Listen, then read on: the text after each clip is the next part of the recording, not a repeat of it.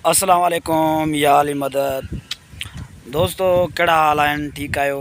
उम्मीद आहे त तव्हां दोस्त सभु ठीकु हूंदा ऐं ख़ैरियत सां हूंदा।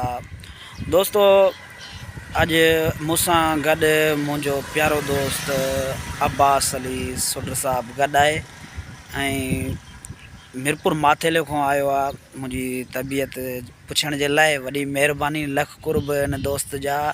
एतिरो परे खां एतिरी गर्मी में मूं वटि आयो आहे। महिरबानियूं हिन दोस्त जूं। दोस्तों मां तव्हांखे चवंदुसि त हाणे गर्मी घणी आहे, थोरो गर्मी जो परहेज़ कयो, मथे ते कपिड़ो रखियो, गर्मी घणी पई आहे। ऐं तव्हां सां हाणे ॻाल्हि ॿोल कराईंदासीं प्यारे दोस्त अब्बास अली सां। अब्बास अली कहिड़ा हाल आहिनि? साईं ख़ुशि आहियूं, दुआयूं अल्लाह जा सान। संगत कीअं आहियो? ख़ुशि आहियो? वॾियूं महिरबानियूं तव्हांजूं असांजे चैनल खे ॾिसो था पिया, ZAT ऑफिशियल खे।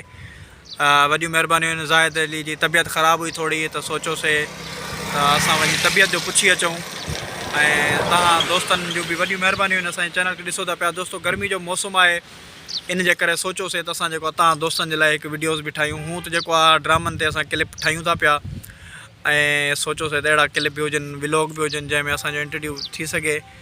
ऐं तव्हां दोस्तनि जूं महिरबानियूं। ऐं जेको आहे दोस्तों असां हिकिड़ी तव्हांजे लाइ ख़ुशख़बरी खणी आया आहियूं। ऐं तमामु जल्द जेको आहे असां इनशाला कंहिं फ़नकार सां, कंहिं अदाकार सां व्लॉगिंग स्टार्ट करण वारा आहियूं। जीअं त असांजा जेका व्लॉग ईंदा रहंदा दोस्तों, को बि व्लॉग असांजो तव्हां मिस न आहे करिणो। इनशाला कंहिं न कंहिं फ़नकार सां, कंहिं अदाकार सां असां वीडियोज़ ठाहींदा रहंदासीं ऐं हिकिड़े नए अंदाज़ में तव्हांखे व्लॉग ॾेखारींदा रहंदासीं। दोस्तों वॾियूं महिरबानियूं आहिनि तव्हां दोस्तनि जूं। ऐं मुंहिंजो प्यारो दोस्त आहे ज़ाहिद अली थईम। इन तव्हां सभिनीनि ॾिसण वारे दोस्तनि खे हिकु नंढी रिक्वेस्ट कंदी त असांजो जेको आहे वॉच टाइम कंप्लीट न आहे। तव्हां सभिनीनि दोस्तनि खां हिकिड़ी नंढड़ी रिक्वेस्ट आहे त महिरबानी करे असांजा का बि वीडियो अचनि था त महिरबानी करो दोस्तों असांजे वीडियोज़ खे जेको आहे लास्ट ताईं ॾिसंदा, ताकी जीअं असांजो वॉच टाइम कंप्लीट थी सघे।